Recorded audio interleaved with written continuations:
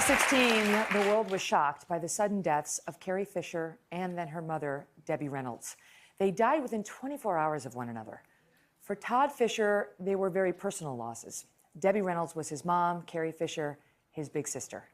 Together, they had shared the media spotlight for almost 60 years. Watch. Todd Fisher was born into Hollywood royalty. The son of America's sweetheart, Debbie Reynolds, and also Eddie Fisher. He grew up in the spotlight alongside his older sister, Carrie Fisher, who would go on to play Princess Leia in the Star Wars movies. In the 1950s, a young Todd was swept up in one of Hollywood's biggest scandals when his father had an affair with film icon Elizabeth Taylor. She became the first of Todd's 4 stepmoms. Today, his family includes his half-sister, actress Jolie Fisher, and his niece, Billie Lourd. At the end of 2016, Todd mourned the loss of both his sister and mother, who died less than 24 hours apart. There were no finer people that I had ever known than my mother and my sister. Todd Fisher has written a memoir in tribute to his mother and sister. It's called My Girls, A Lifetime with Carrie and Debbie. Todd, welcome to you. Thank you. So when Carrie died, it was a shock. She was 60 years old? Yeah, we had big plans. We knew my mother was getting older, and she had had a stroke about a year earlier, and we thought, we'd had these conversations like, hey, you know, we're going to lose, at some point, you have to face the fact that we're going to lose our mom. And that was hard for both of us. And we sat out in my backyard and talked about it, and Carrie cried, and, you know, we kind of came to grips with the notion that that was something we were facing soon. We never thought. In fact, we had made plans. Carrie and I had said, hey, you know, we need to travel more together like we used to do. And we had all these elaborate plans. You know, you just don't know what tomorrow could bring. And, you know, the beautiful thing I will say, though, is that we did get a chance, both my mother and with my sister. There were no unspoken words, unspoken things that needed to be said, you know, no regrets, so to speak. It was all said. You know, and that's an important thing. And I would really, it would have been way harder had I not been able to say the important things to them. And you're very open in the book about how your family had accepted that drug use was going to be a part of Carrie's life. Well, that rehab at that point was almost a joke. She'd been so many times. Yeah, I had a front row seat to a lot of rehabs, and Carrie could have taught the rehabs at a certain point. And so, you know, we came to accept that that was just part of what it was. And so the issue became, how do you manage that? How do we keep her with us? You know, my mother, in terms, would be a classic enabler, you know, by the medical definition. But then the question is, would you have had her as long? There were plenty of people that had practiced tough love on their siblings and parents and other things, and those people are gone.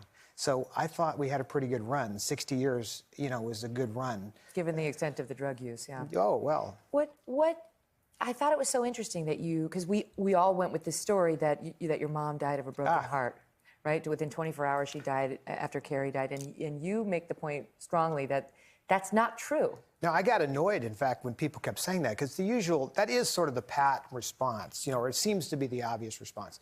But since I was this close to her when she left, and words were spoken literally moments before she left, there was no way to misinterpret. Your mom, right, Debbie Reynolds. Debbie, I was sitting with her in her bed, literally, and she had some words with me where she said she really wanted to be with Carrie. Now, I thought she was speaking ethereally. You know, I didn't know we met in the next 30 minutes.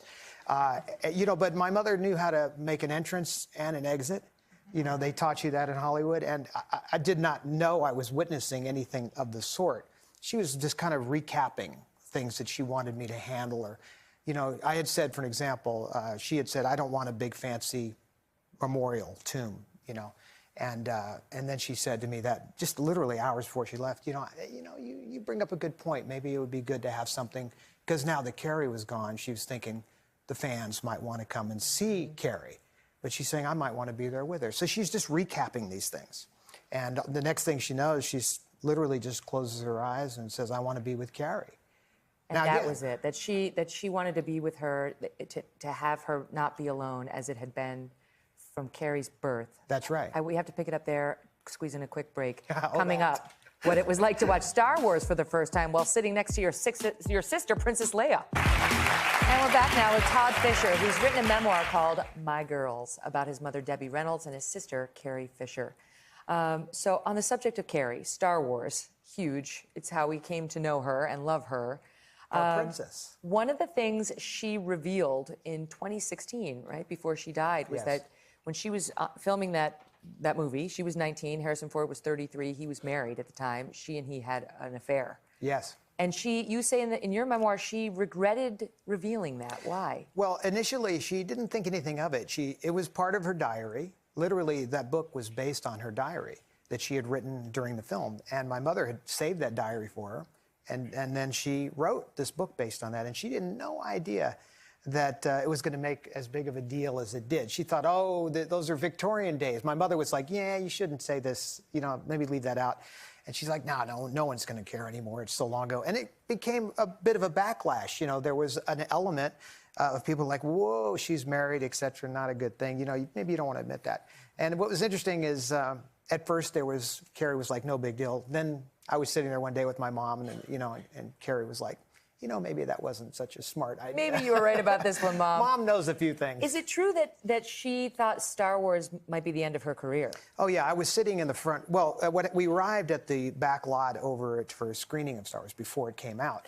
And she was nervously smoking outside, and she didn't even want to go in. So we literally waited till the movie had almost began, and there was no seats left. So we sat in the front row. And we were There's no seats for Princess Leia at Star Wars. We got past it. She's looking up at the screen like this, and she's like, oh my God, this could be the end of my career, and oh well, I'll go back into singing. Maybe she hadn't even figured out writing yet, right?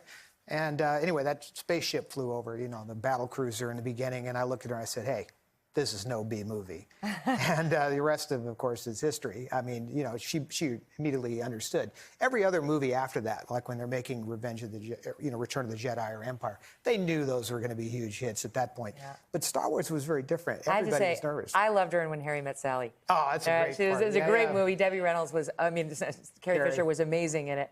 The book is just so full of those little vignettes of your family and your very famous family and your mom's quick wit. Thank you for sharing this with us. Oh, my pleasure. Yeah. I guess everybody's going to get to Everyone in the audience is going home with a copy of My Girls. Todd, all the best. We'll be right back.